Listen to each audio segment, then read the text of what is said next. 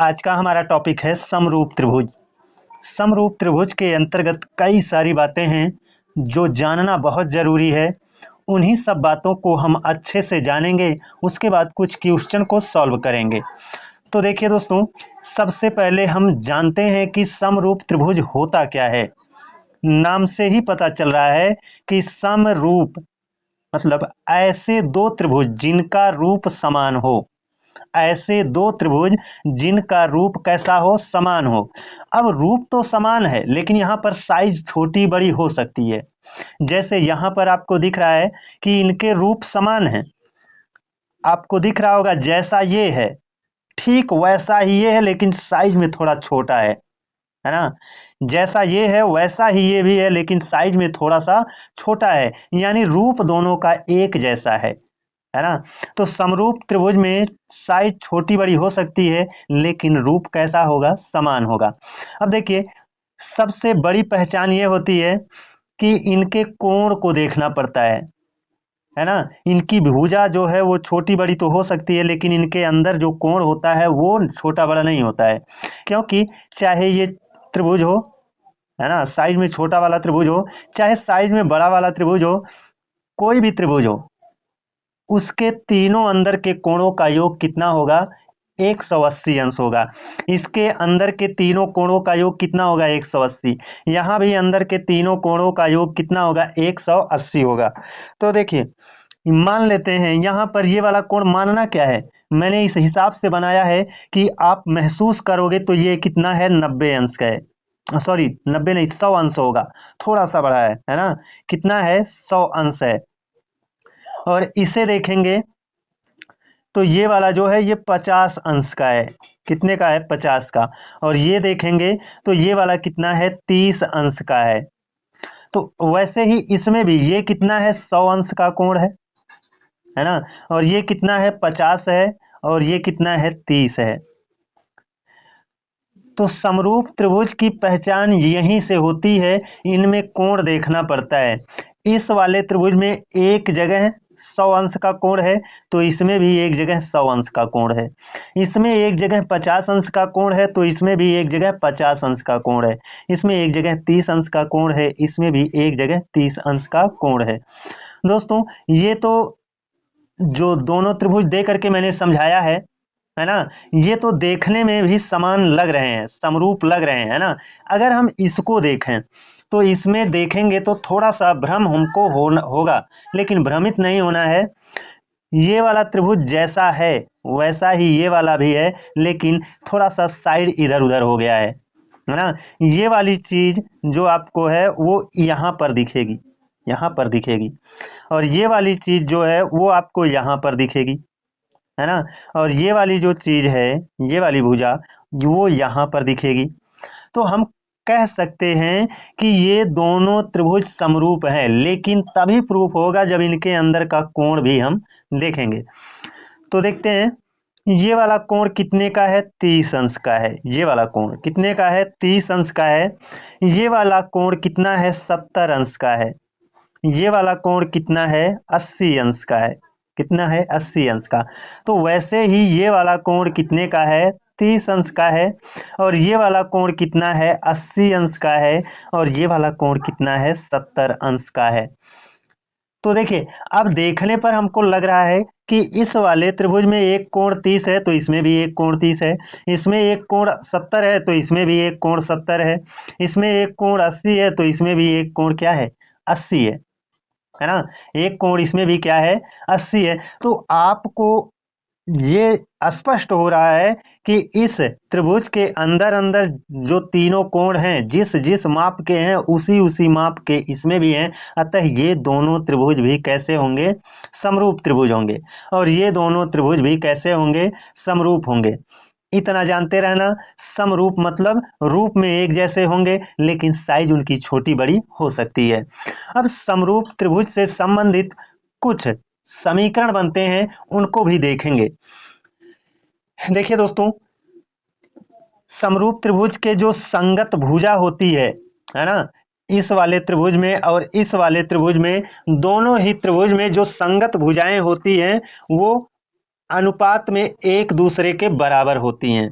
वो अनुपात में एक दूसरे के बराबर होंगी। देखिए कैसे, जैसे कि इसमें ए बी के संगत भुजा कौन सी है, पी क्यू है। ए बी यही वाली भुजा है, इसके संगत भुजा कौन है, पी क्यू है। अतः ए बी अनुपाते पी क्यू कह सकते हैं ऐसे, ए बी अनुपाते कितना, पी क्यू। और आप ये भी जानते होंगे कि अगर ए बी अनुपाते पी क्यू है तो इसको ए बी बटे पी क्यू लिखा जा सकता है। क्या लिखा जा सकता है, ए बी बटे पी क्यू लिखा जा सकता है। ए बी के संगत कौन था, पी क्यू था। अब कोई और भुजा लेते हैं, ए और सी के संगत पी और क्यू है, तो यहां पर हम कह सकते हैं ए सी अनुपाते पी आर, है ना, कौन, पी आर।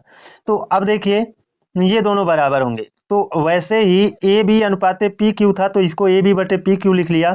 वैसे ही आपका ए सी के संगत है पी आर, तो ए सी अनुपाते पी आर को ए सी बटे पी आर लिख सकते हैं, है ना। देखो संगत भुजाओं का जो अनुपात था वो कैसा है, बराबर है। ये वाली भुजा और ये वाली भुजा का जो अनुपात था, है ना, वो इस वाली भुजा और इस वाली भुजा के अनुपात के बराबर है। वैसे ही आधार वाली भुजा भी क्या होगी, बराबर होगी। यानी इसके बराबर क्या हो जाएगा, बी सी बटे क्यू आर। क्या हो जाएगा, बी सी बटे क्यू आर हो जाएगा, क्यू आर हो जाएगा। अगर इनको हम ऐसे लिखना चाहें तो बी सी लिखेंगे, बी सी अनुपाते क्यू आर, है ना, बी सी अनुपाते को बटे में लिख सकते हैं, बी सी बटे क्यू आर। तो ये एक संबंध सूत्र होता है, इसको जानते रहिए। अब इसमें से आपको देखो इन दोनों को लेकर के, केवल इन दोनों को, ये वाला और ये वाला, इन दोनों को लेकर के कोई तीन बता देगा, चौथा आपको बताना होगा, है ना। अभी आगे क्वेश्चन भी हम लेंगे जिसमें आपको अच्छे से स्पष्ट हो जाएगा। जल्दबाजी करेंगे तो कुछ भी नहीं सीख पाएंगे, लेकिन इत्मीनान से अच्छे से सीखेंगे तो बहुत कुछ सीख ले जाएंगे दोस्तों, है ना। तो अब देखिए एक चीज और यहाँ पर जानते रहिए कि इनका जो ऊंचाई होता है ना, इनके ऊंचाई का जो अनुपात होता है वो भी क्या होता है, भुजा के अनुपात के बराबर होता है। मान लेते हैं यहाँ से यहाँ तक की ऊंचाई कितनी है, ये वाला ऊंचाई b, और यहाँ पर हम दे देते हैं b, ये वाली ऊंचाई यहाँ से, है ना, ये ऊंचाई दे देते हैं, b दे दिया और यहाँ यस दे दिया, तो हो जाएगा यहाँ की ऊंचाई बी एस और यहाँ की ऊंचाई भी दे देते हैं क्यू है ना, और यहाँ पर एन दे देते हैं, क्यू एन है। तो इसकी ऊंचाई और इसकी ऊंचाई, दोनों ऊंचाइयों का अनुपात भुजाओं के अनुपात के बराबर होगा। बराबर बराबर क्या हो जाएगा, बी एस अनुपाते कितना, क्यू एन।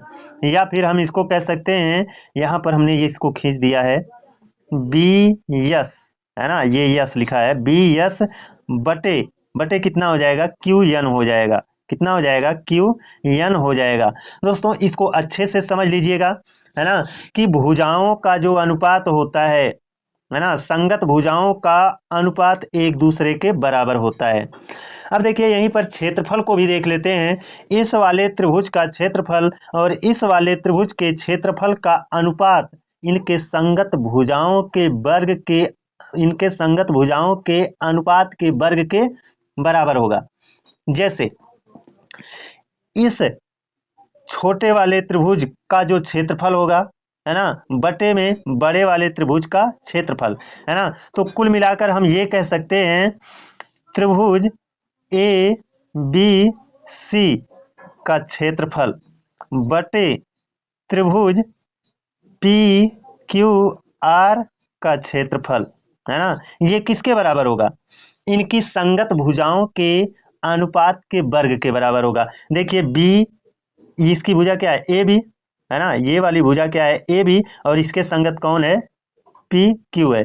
तो ए बी बटे पी क्यू पूरे का वर्ग कितना हो जाएगा, ए बी बटे पी क्यू पूरे का वर्ग, है ना, ए बी बटे पी क्यू पूरे का वर्ग के बराबर होगा, है ना। अब देखिए ये वाला, आप ये जो क्षेत्रफल है ना, ए बी और सी, ए बी सी का क्षेत्रफल बटे पी क्यू आर का क्षेत्रफल, ये केवल इन्हीं भुजा के संगत, इन्हीं भुजा के अनुपात के वर्ग के बराबर नहीं होगा, है ना, इसको भी लिया जा सकता है। अतः हम ये कह सकते हैं, इनको हटाना पड़ेगा थोड़ा सा, है ना, ये ऐसे कर लेते हैं। देखिएगा, ये जो आपका त्रिभुज ए बी और सी है, त्रिभुज ए बी सी का क्षेत्रफल, है ना, बटे त्रिभुज पी क्यू आर का क्षेत्रफल, ये अन्य जो दो भुजाएं बन रही है ना, अन्य दो भुजाएं जो बच रही हैं, उनके संगत भुजाओं के अनुपात के वर्ग के बराबर होगा। अब देखो, ये ए सी अगर लेंगे तो यहाँ पी आर लेंगे, तो ए सी बटे क्या रहेगा, पी आर रहेगा, इसका वर्ग कर देंगे, है ना। ये भी बन जाएगा त्रिभुज ए बी और सी का क्षेत्रफल किसके बराबर होगा, त्रिभुज पी क्यू आर के क्षेत्रफल, यानी त्रिभुज ए बी सी का क्षेत्रफल बटे त्रिभुज पी क्यू आर का क्षेत्रफल, है ना। ये अब जो बचा हुआ भुजा है, जैसे बी सी बटे क्यू आर, तो ये बी सी बटे क्यू आर पूरे का वर्ग, यानी कोई भी भुजा ले सकते हैं, इसका क्षेत्रफल बटे इसका क्षेत्रफल बराबर, कोई भी भुजा ले लेते हैं, लेकिन संगत होना चाहिए। अगर इसको ले लेते हैं तो इसको लेना पड़ेगा, है ना, ए बी बटे पी क्यू पूरे का वर्ग, है ना। इसको भी ले सकते हैं, है ना, इसको भी ले सकते हैं, लेकिन ये वाला लेंगे तो इसके संगत ये वाली भुजा होगी। अब चलते हैं दूसरे समरूप त्रिभुज की ओर, उसमें कुछ बारीकियां हैं, एक नजर में उसको भी देख लेते हैं। ये है अपना दूसरा समरूप त्रिभुज। इसके पहले वाले समरूप त्रिभुज में तो सीधा सीधा सब दिखाई दे रहा था कि कौन किसके संगत है। इसमें हम थोड़ी बारीकी के साथ सीखेंगे कि कौन सी भुजा किसके संगत है। तो देखिए दोस्तों, यहाँ पर 30 अंश का कोण दिख रहा है, इसके सामने की भुजा एक्स वाई है। इसमें भी 30 अंश का कोण दिख रहा है, इसके सामने की भुजा ओ एन है। अतः 30 अंश के सामने की भुजा इसमें और 30 अंश के सामने की भुजा इसमें, ये दोनों एक दूसरे के संगत होंगी, है ना। अतः हम कह सकते हैं 30 अंश को लेकर के, है ना, इसमें 70 अंश भी है, इसमें भी 70 अंश है, 70 अंश को भी लेकर के कर सकते हैं। 80 अंश है, इसमें भी 80 अंश है, 80 अंश को लेकर भी कर सकते हैं। अब देखते हैं 30 अंश के सामने कौन है, एक्स वाई है। 30 अंश के सामने कौन है, ओ एन है। अतः एक्स वाई बटे ओ एन हो जाएगा, है ना। 70 अंश के सामने कौन है, देखिए पहले हमने छोटे वाले त्रिभुज को ही लिया है ना। 70 अंश के सामने की भुजा कौन सी है, वाई जेड है। 70 अंश के सामने की भुजा कौन सी है, ओ एम है ना। तो इसमें क्या हो जाएगा, वाई जेड बटे 70 अंश के सामने यहाँ पर ओ एम है बटे ओ एम, है ना, ये दोनों बराबर हो जाएंगे। और इनके बराबर 80 अंश के सम्मुख जो भुजा होगी, 80 अंश के सामने कौन है, एक्स जेड। 80 अंश के सामने कौन है, यम एन। तो एक्स जेड बटे 80 अंश के सामने यम एन है, तो एक्स जेड बटे यम एन हो जाएगा। क्या हो जाएगा, यम एन हो जाएगा, है ना दोस्तों। अब देखिए, इनको मैं बता रहा हूं तो इसकी आवश्यकता कब पड़ेगी, आवश्यकता पड़ेगी दोस्तों, है ना। जैसे आपको ये वाली भुजा बता देगा, ये वाली भुजा बता देगा, फिर ये वाली भुजा बताएगा और ये वाली भुजा बताइए नहीं करेगा, है ना। तो आपको ये वाली भुजा जब नहीं बताएगा तो इसको ज्ञात करना होगा, यानी यहाँ पर इसको लेकर के, ये दो लेकर के, है ना, चाहे इन दोनों को लेकर के बनावे, चाहे इन दोनों को लेकर के बनावे, चाहे इसको और इसको लेकर के बनावे। इनमें आपको दिख रहा है एक ऊपर है, दूसरा नीचे है, तीसरा यहाँ है, चौथा यहाँ है। चार में से कोई तीन दे देगा, चार में से कोई तीन दे देगा, और जो नहीं देगा उसको आपको ज्ञात करना होगा। तो आप जब क्वेश्चन लगाओगे तब अच्छे से समझ पाओगे। अभी जो बता रहा हूं उसको आप सीखते जाइए, है ना। अब इसमें भी यही होगा, क्षेत्रफल का जो हमने बताया है, क्षेत्रफल का अनुपात, इस वाले त्रिभुज और इस वाले त्रिभुज के क्षेत्रफल का अनुपात, है ना, किसी भी संगत भुजा के वर्ग के, किसी भी संगत भुजा के अनुपात के वर्ग के बराबर होगा, है ना।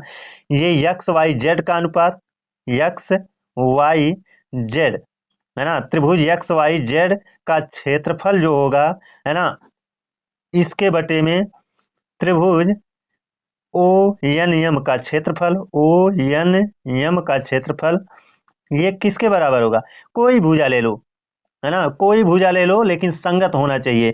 अब देखिए हम 80 अंश के सामने की भुजा यक्स जेड ले लेते हैं, यहाँ पर 80 अंश के सामने की भुजा कितना हो जाएगा, यम एन हो जाएगा।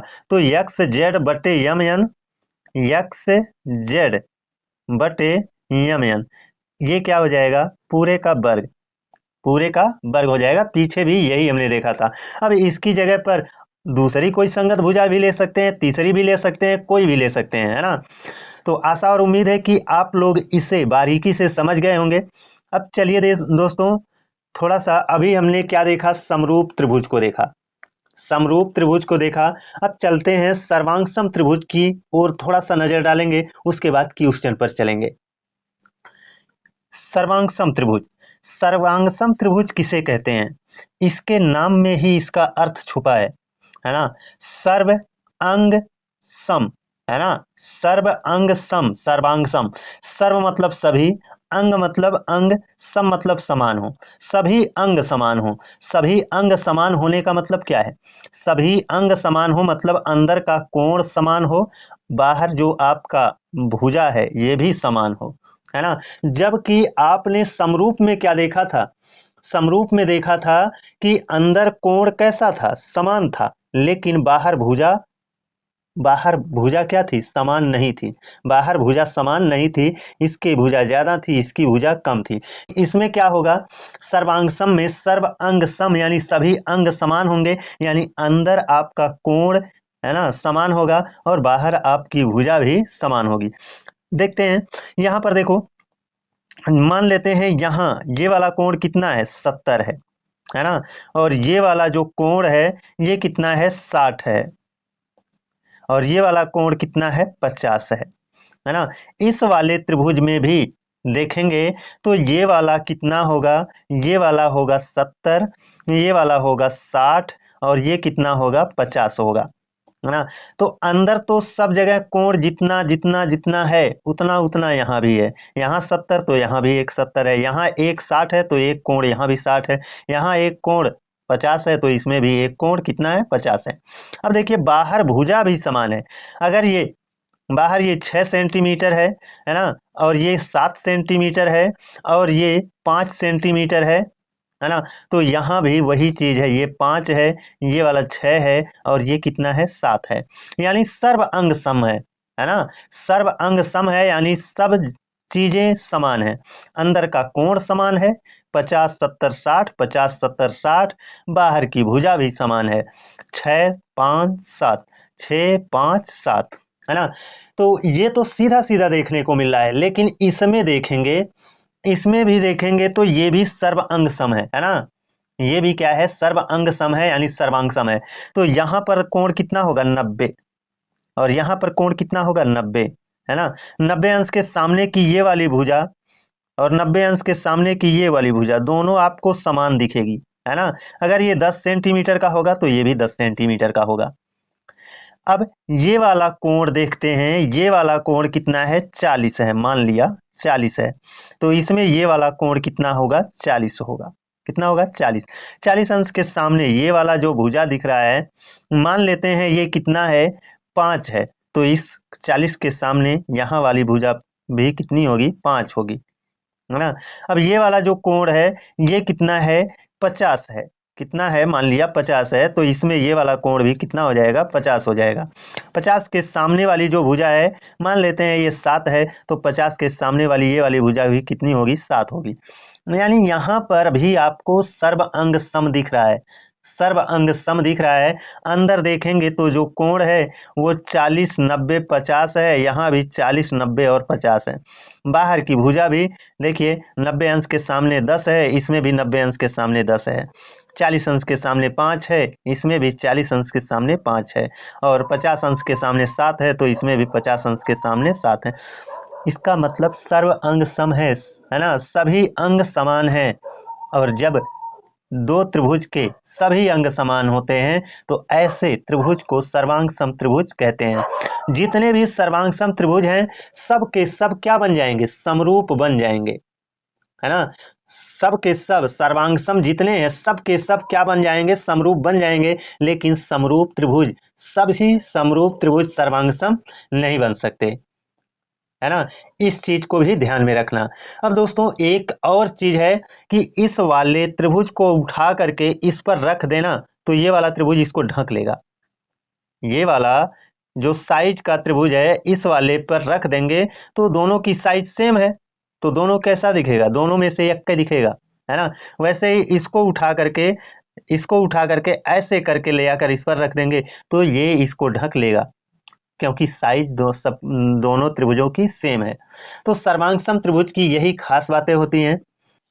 अब इसमें एक अंतिम बात ये रह गई है कि सर्वांग त्रिभुज का जो चिन्ह होता है वो कुछ इस तरह से होता है, और जो समरूप त्रिभुज का चिन्ह होता है वो बस इतना होता है। ये है आपका समरूप त्रिभुज का चिन्ह और ये है आपका सर्वांग त्रिभुज का चिन्ह। तो चलिए अब चलते हैं अपने पहले क्वेश्चन की ओर और देखते हैं पहला क्वेश्चन क्या है। ये हमारा पहला क्वेश्चन है। इसमें कहा है त्रिभुज ABC तथा त्रिभुज DEF समरूप हैं और क्षेत्रफल क्रमशः 64 सेंटीमीटर स्क्वायर तथा 121 सेंटीमीटर स्क्वायर हैं। तदनुसार यदि EF 15.4 सेंटीमीटर हो तो BC कितनी होगी। वैसे तो दोस्तों अब अगर इसको आपने समझ लिया है तो बहुत ही आसानी से लगेगा, लेकिन थोड़ा सा फिगर बना करके मैं समझाना चाहूँगा।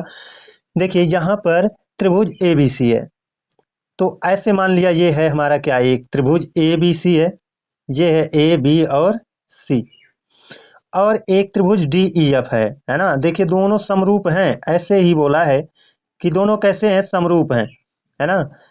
देखिए मान लेते हैं यही है, समरूप है। ये क्या है, D है, ये E है और ये क्या है, F है।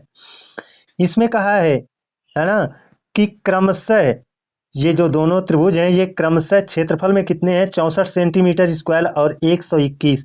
तो ये है इसका क्षेत्रफल 64 और ये इसका कितना है, 121 सेंटीमीटर स्क्वायर है। तदनुसार यदि EF 15.4 है, ये वाली दूरी 15 दशमलव कितना है, 15.4 है, 15.4 है। तो कह रहा BC कितना है, ये वाला आपसे पूछ रहा है। तो आपको तो मालूम है, अभी आपको बताया गया कि संगत भुजाओं का जो अनुपात है ना, संगत भुजाओं के अनुपात का वर्ग क्षेत्रफल के बराबर होता है।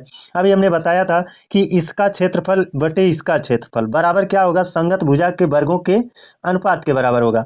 तो हम रखेंगे यहाँ पर 64 बटे 121, कितना, 64 बटे 121, 121 बराबर संगत भुजा लेंगे।